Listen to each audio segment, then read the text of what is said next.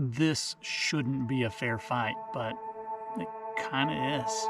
I spend a lot of time carrying a bulky and heavy camera setup over miles and miles of rough terrain. And I do it all for you. But recently, Insta360 asked me if all of this was really necessary, or could it be simplified with this. By now, you've probably heard or seen of 360 cameras. Most of the time, they're doing crazy shots or creating 360-degree videos that seem more like a novelty than anything else.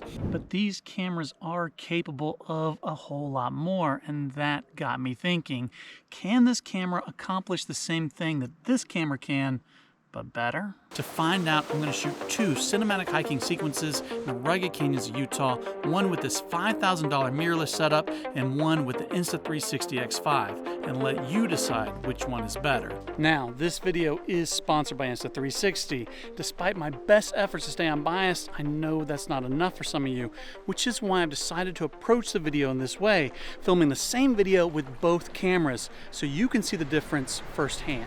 You may remember I did a similar video last year, but in that video I only used the X5. I didn't do a side-by-side comparison, which is why I wanted to do this video, because the truth is carrying a big rig like this does get a little tiring, and that's the first big benefit of the X5. It's light, compact, and easy to use. Shooting with a camera like the X5 could mean the difference between filming your hike and experiencing your hike.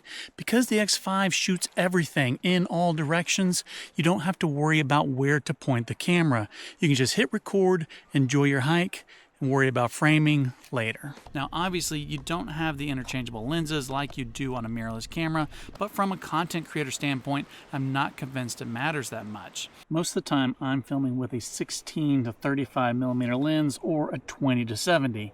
Anyone who films himself is going to be limited by their own reach, which necessitates a wide angle lens. Now obviously you could always set up on a tripod and back away from the camera, or carry multiple lenses, but then you're adding a lot of weight, bulk, and inconvenience. So I tend to carry just one wide angle lens, which practically speaking is not all that different than the X5. Here you have my 16 to 35 millimeter lens, which costs $2,000 by itself, zoomed all the way in and compared to the X5.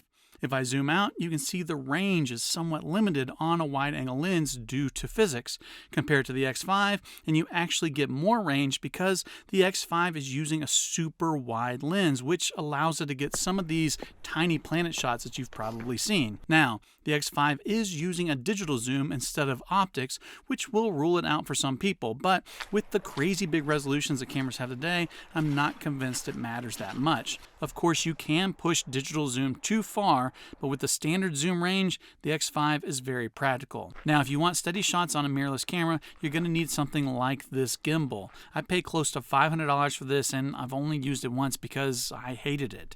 It's not only heavy, but it makes the camera awkward to hold. It needs its own batteries and can start vibrating uncontrollably if you don't have it balanced right, whereas the X5 can automatically stabilize footage because it has an omnidirectional field of view. And then we need to talk about audio. The mirrorless camera pretty much necessitates an external mic, and generally I bring two different mics. This one cost me about $50, but it also needs a pretty quiet environment because it picks up everything. I also bring this mic that costs closer to $300 just in case I'm in a noisy environment like this waterfall. So let's do a little comparison. This is my $300 lav mic compared to the X5's built-in mic. Which one do you think is better? Okay, that's enough talk for now. Let's show you the cinematic hiking sequences and see if you can tell which one is which.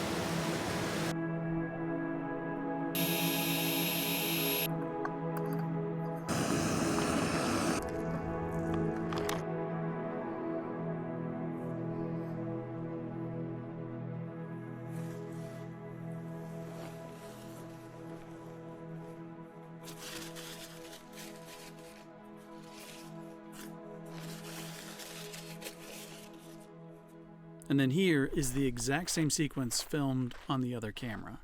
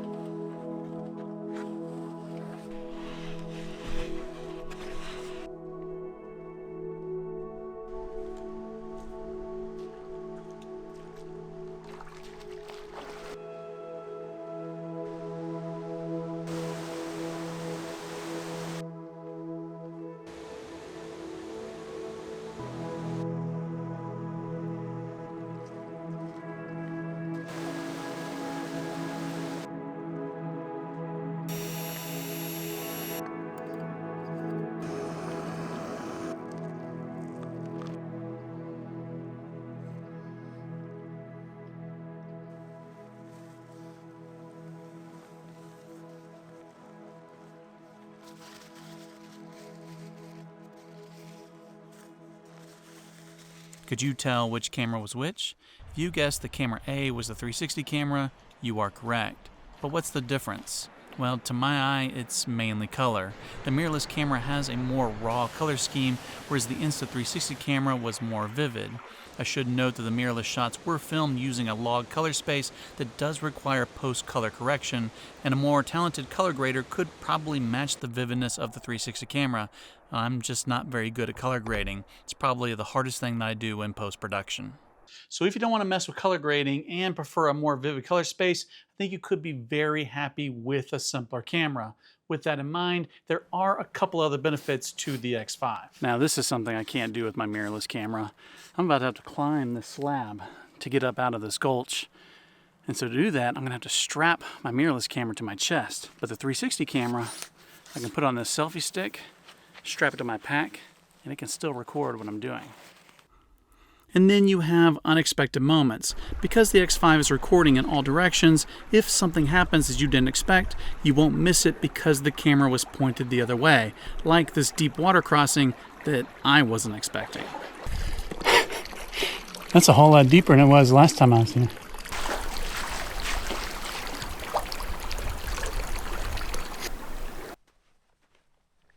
Okay, I'm back at the car and I want to wrap up by saying, is a 360 camera going to outperform a mirrorless camera?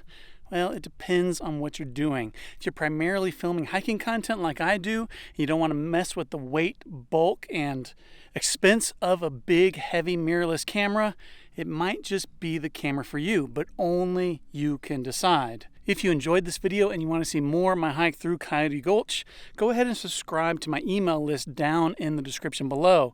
I know I'm behind on some of the videos that I promised there, but if you're patient, you may just get to see more of this hike. In the meantime, please be sure to like, subscribe, and do all those other things. And as always, thanks for watching.